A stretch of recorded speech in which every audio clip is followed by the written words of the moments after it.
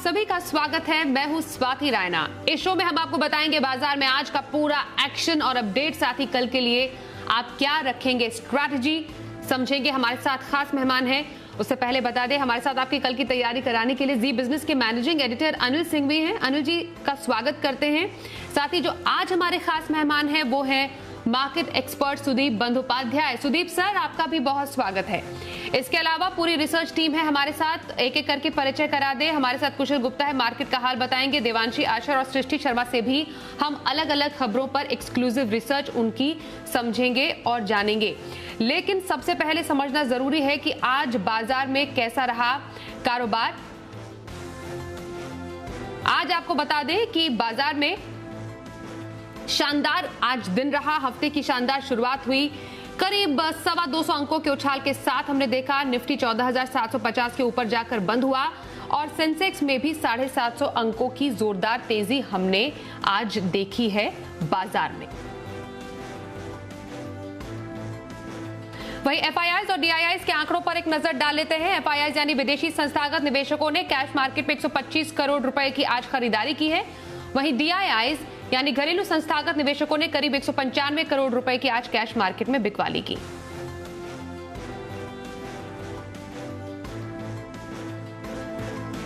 और बाजार में पहले ही दिन का आज जो कारोबार रहा उसकी खासियत क्या रही, समझते हैं। अनिल सर से जानेंगे कि ये जो तेजी है आज की कितनी टिकाऊ है।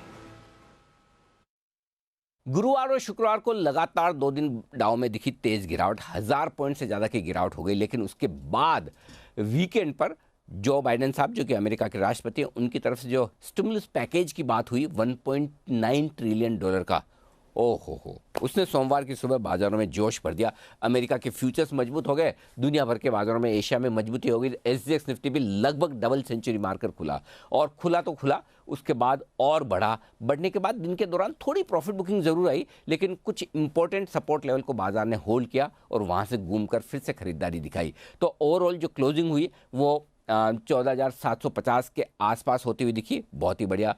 बैंक निफ्टी पर भी 35,250 के ऊपर क्लोजिंग होती दिखी, वो भी अच्छी है। तो ओवरऑल अच्छी क्लोजिंग देखने को मिली, अच्छी मजबूती के साथ बाजार बंद हुए और इसकी बड़ी वजह 2-3 थी। पहला, ग्लोबल मार्केट्स।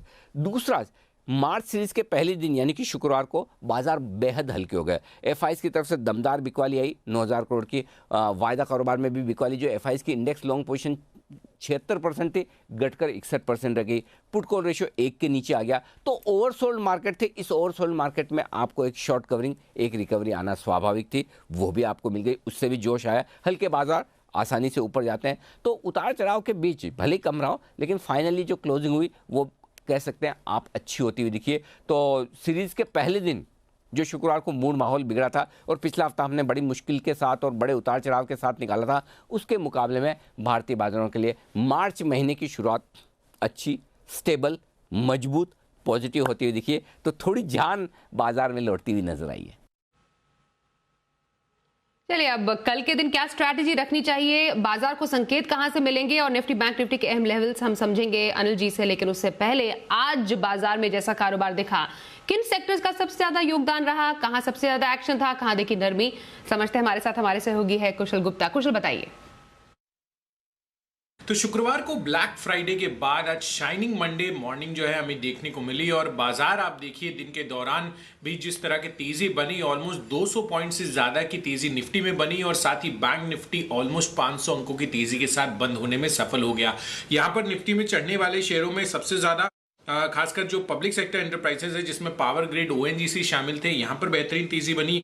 इसके अलावा ग्रासिम और यूपीएल में भी अच्छा बाउंस बैक देखने को मिला। पर एक स्टॉक निफ्टी में ऐसा था जो करीब 4% तक लुढ़कता हुआ नजर आया और वो एकमात्र ऐसा स्टॉक था भारती एयरटेल। साथ ही अगर आप देखें तो जो पीएसयू स्पेस है वो काफी फोकस में था। तो ओएनजीसी के साथ साथ Bharat electronics limited, NMDC, IOC जैसे शेयरों में भी 3 से 5% का उछाल देखा गया। यही नहीं, अगर आप ऑटो स्पेस की भी बात करेंगे तो यहां पर तो इनके आज ऑटो नंबर्स भी आने वाले थे, फरवरी ऑटो बिक्री के आंकड़े, उसका पॉजिटिव इंपैक्ट आपको देखिए टीवीएस मोटर, आइशर मोटर्स और मारुति सुजुकी में देखने को मिला और हीरो मोटोकॉर्प के नंबर्स भी आने वाले हैं। तो अच्छी नंबर्स की एक्सपेक्टेशंस में यहां पर भी दमदार तेजी बनती हुई नजर आई। मेटल स्पेस से बात करेंगे तो मॉइल जो था वहां पर तेजी बनी। इनफैक्ट यहां पर अगर आप देखें तो बेहतरीन तेजी मॉइल में बनती हुई दिखी और और हिंदुस्तान कॉपर और वेदांता जैसे शेयर भी फोकस में थे। बैंकिंग स्पेस से कोटक महिंद्रा बैंक में 3% से ज्यादा का उछाल हमें देखने को मिला और आईसीआईसीआई बैंक, एचडीएफसी बैंक भी अच्छे रिवर्सल्स देखने को मिले। फ्राइडे की गिरावट के बाद करीब 5 से 6% का फॉल देखने को मिला था।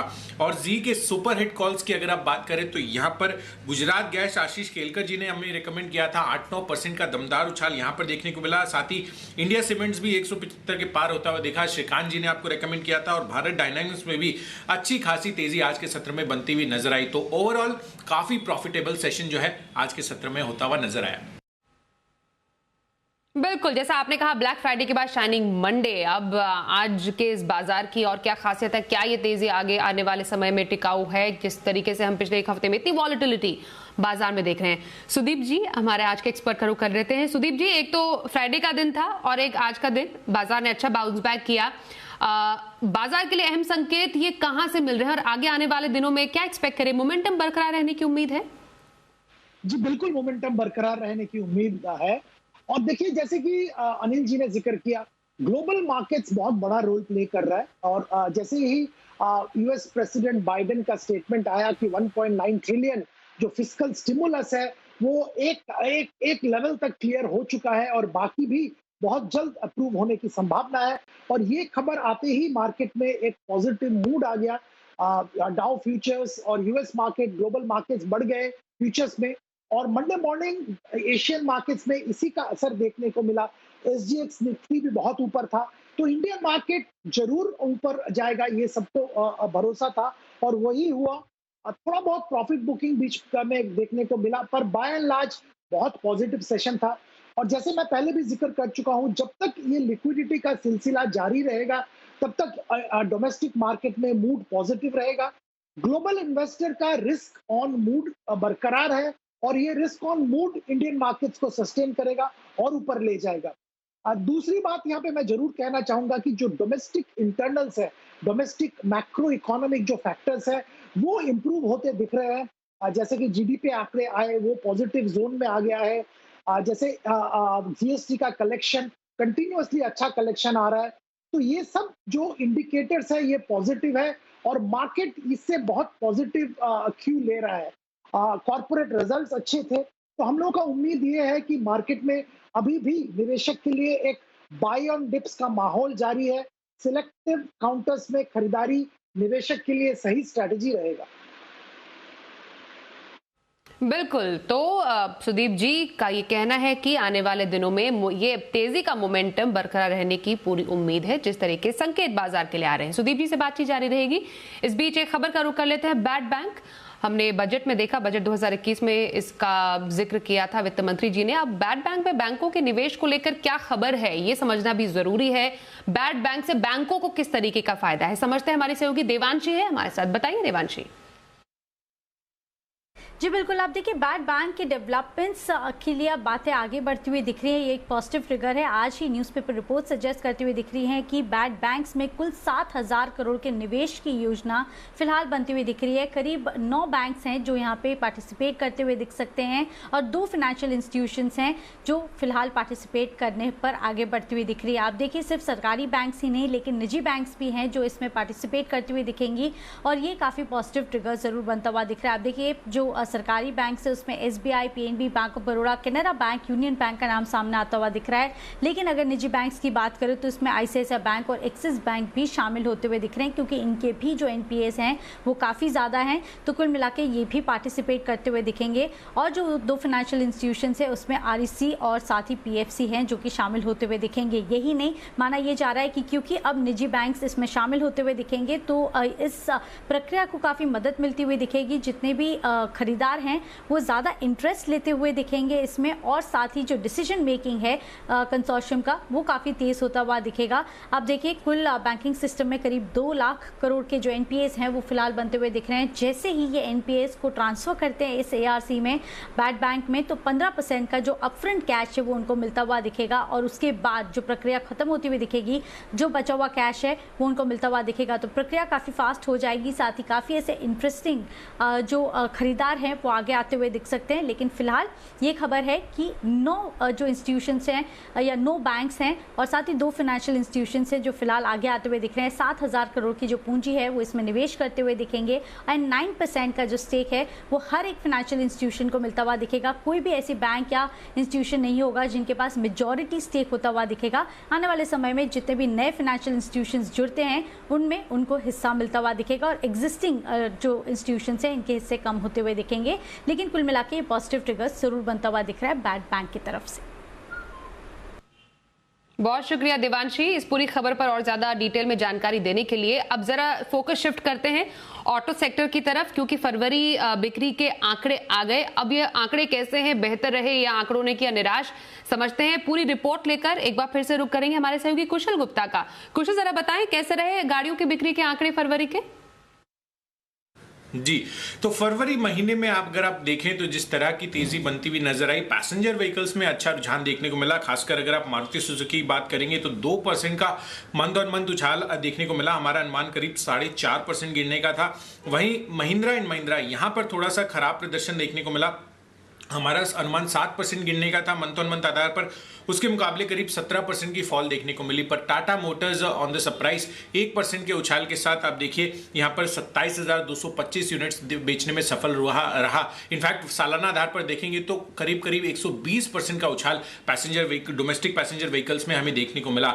साथ ही टू व्हीलर स्पेस से बजाज ऑटो यहां पर थोड़े से अनुमान से कमजोर आंकड़े आए थे। 10% के अनुमान के मुकाबले मंथ ऑन मंथ आधार पर 14% का फॉल आया। और दूसरी तरफ टीवीएस मोटर्स देखिए यहां पर शानदार तेजी आज के सत्र में बनी, और ये इसलिए क्योंकि हमारा अनुमान केवल 8% गिरने का था, उसके मुकाबले कंपनी जो है मात्र 3% गिरती हुई नजर आई। तो अपने आप में यहां पर भी शानदार आंकड़े दिखे। साथ ही सीवी स्पेस में आयशर मोटर्स की जो वी सीवी स्पेस में इनके नंबर्स आए थे, यहां पर हमारा अनुमान केवल जो है 0.3% गिरने का था, उसके मुकाबले 4% गिरकर अनुमान से कमजोर नंबर्स आते हुए दिखे।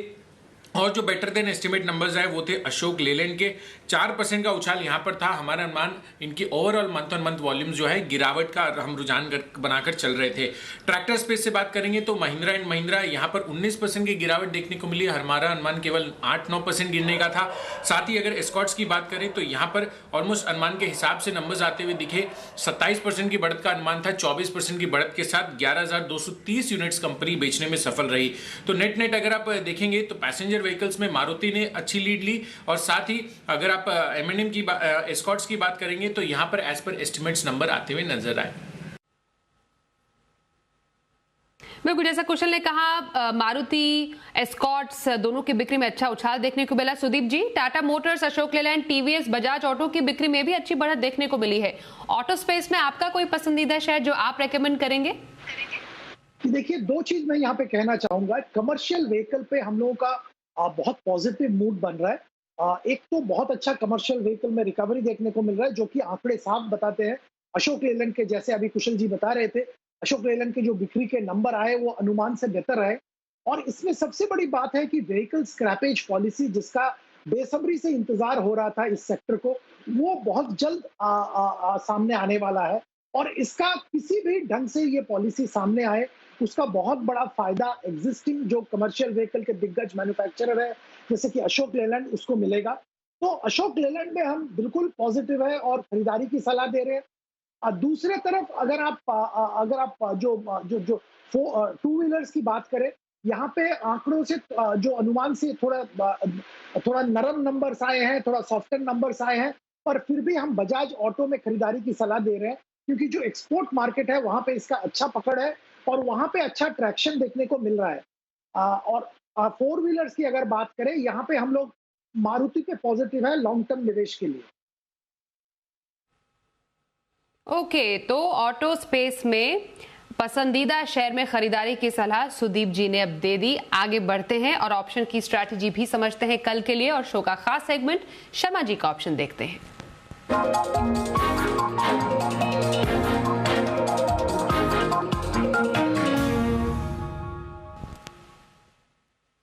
बात करते हैं HDFC सिक्योरिटीज के बीके शर्मा जी से। शर्मा जी, बहुत स्वागत है आपका एक बार फिर से शो में। बताइए अब आज का दिन कौन सा आप ऑप्शन का की स्ट्रैटेजी देंगे दर्शकों को कल के लिए?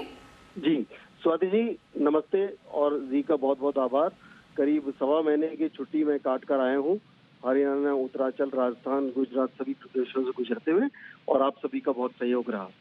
अब जबकि यहाँ वापस अपने स्टेशन पर आ गए हैं तो ऐसा लगता है कि कमोडिटीज बड़े जोर शोर से है, और एनएमडीसी आज करीब 13 महीने के हाई के ऊपर क्लोज भी हुआ है। तो कमोडिटीज अच्छा करेंगी तो देश की मतलब ग्लोबल इकोनॉमी, ट्रेड सब कुछ अच्छा करेगा। तो मैं यहाँ पे ये सजेस्ट करूंगा कि मार्च महीने की 135 की कॉल खरीदारी की जा सकती है ₹6.30 पे, उसका स्टॉप लॉस रखा जाए ₹5। टारगेट मैं कहूंगा कि ₹8 आप रख सकते हैं। दूसरी तरफ टाटा पावर कंपनी भी अच्छा कर रही हैं, और टाटा की कंपनियां विशेषतर। तो यहाँ पे 100 के स्ट्राइक प्राइस की कॉल मार्च महीने की ₹5.55 पे लें, ₹4.25 का बहुत ही टाइट स्टॉप लॉस रखें, आपका ये मार्च महीना अक्सर अच्छा होता है। और यहाँ पे मेरा मानना है कि आप सीरीज की चाहें तो सीरीज के अंदर भी खड़े रह सकते हैं, लेकिन हमेशा की तरह मैं ये सलाह दूंगा कि अपने स्टॉप लॉस को ऊपर बढ़ाते रहें, और 4 दिन में या 5 दिन में ये हिले नहीं तो फिर आप स्टॉक से निकल जाएं, फिर महीने भर का वेट न करें। धन्यवाद, जय हिंद जी। आइए अब अनिल जी से समझते हैं बाजार के लिए कल के संकेत, साथ ही निफ्टी और बैंक निफ्टी के क्या रहेंगे अहम लेवल्स। अब जहां तक कल के बाजारों का सवाल है, हमारे बाजारों के बंद होने के वक्त अमेरिकी बाजार थे 300 पॉइंट ऊपर, 325 पॉइंट ऊपर डाउ फ्यूचर्स पे, ठीक है।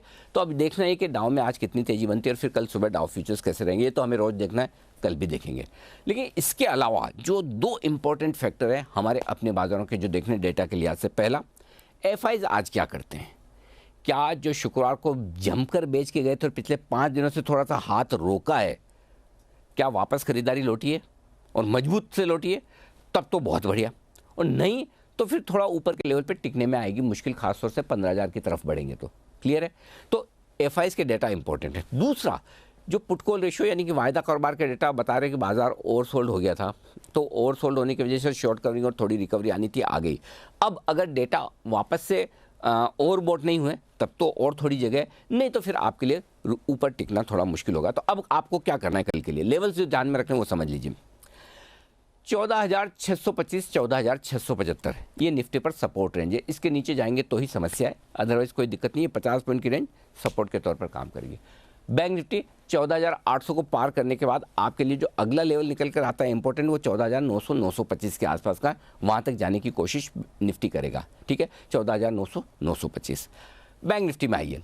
35,000 के ऊपर बंद तो हुए, लेकिन जो मजबूत सपोर्ट है ना बैंक निफ्टी में, वो 34,650 से लेकर 34,800 की रेंज में, ये 150 पॉइंट के, और ऊपर 35,575, 35,800 इस रेंज को पार किया तो फिर और बढ़िया भरपूर तेजी बनती दिखेगी। तो इन 2 रेंज पर नजर रखिए, 2 लेवल पर नजर रखिए, और उस हिसाब से आपको कल की स्ट्रेटेजी बनानी है। तो देखते हैं, हो सकता है आपको दोनों तरफ ट्रेड करने का मौका मिले, क्योंकि पिछले 7-8 ट्रेडिंग सेशन बड़े उतार चढ़ाव भरे रहे हैं, रिकवरी आई है, लेकिन अभी भी रिकवरी में सबका कॉन्फिडेंस नहीं आ रहा, डर लग रहा है, और लोग काफ़ी हद तक अपनी जब लेवल्स आ रहे हैं, भाव आ रहे हैं, तो पोजीशन हल्की करने में लगे हैं, वो साफ नजर आ रहा है। तो देखते हैं क्या कुछ होता है। ग्लोबल मार्केट्स और लोकल एक्शन दोनों मिलाकर होगा, लेकिन एक चीज बहुत साफ है जिस पर आप सबको फोकस करना चाहिए, इंडेक्स के बाहर निफ्टी, बैंक निफ्टी और दिग्गज शेयरों के बाहर जो एक्शन है, गजब का एक्शन है। और स्पेशली अब जो थोड़े से घरेलू फंड एक्टिव हो रहे हैं, तो मिड कैप और स्मॉल कैप शेयरों में दमदार खरीदारी हो रही है, कल भी वहीं पर आपको एक्शन मिलेगा, वहां से नजर मत हटाइए, मौका मिस मत कीजिए। तो ये तो आपने समझा कल बाजार के लिए आपको स्ट्रैटेजी क्या रखनी है। आइए अब जानते हैं कल ऑप्शन की स्ट्रैटेजी आप क्या रखें कल का ऑप्शन में।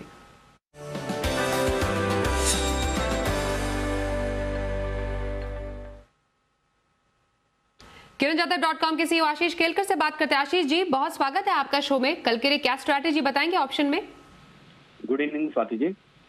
एक ही स्टॉक चुना है जो कन्विक्शन वाला स्टॉक है, और वो है बीएल का 145 का कॉल ऑप्शन में खरीदारी करने की सलाह होगी। आज का इसका क्लोजिंग प्राइस करीबन 9.8 का है।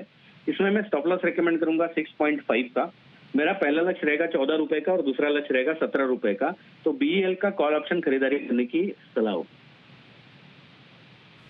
बीएल का कॉल ऑप्शन खरीदारी की सलाह आशीष जी की तरफ से। और सुदीप जी आपके पास आएंगे शो के एंड में और जानेंगे आपकी मिड से लॉन्ग टर्म का व्यू कौन से शेयर्स में है। देखिए मैं 2 शेयर का जिक्र करना चाहूंगा जो कि छोटे मझोले शेयर में माने जाते हैं। एक सीमेंट क्षेत्र के well performing company Deccan cement, यहाँ पे हमारा 550 रुपया का टारगेट है 1 साल के लिए। इसका पिछले क्वार्टर का सेल्स वॉल्यूम Q3 में सेल्स वॉल्यूम में सिग्निफिकेंट इंप्रूवमेंट देखने को मिला था।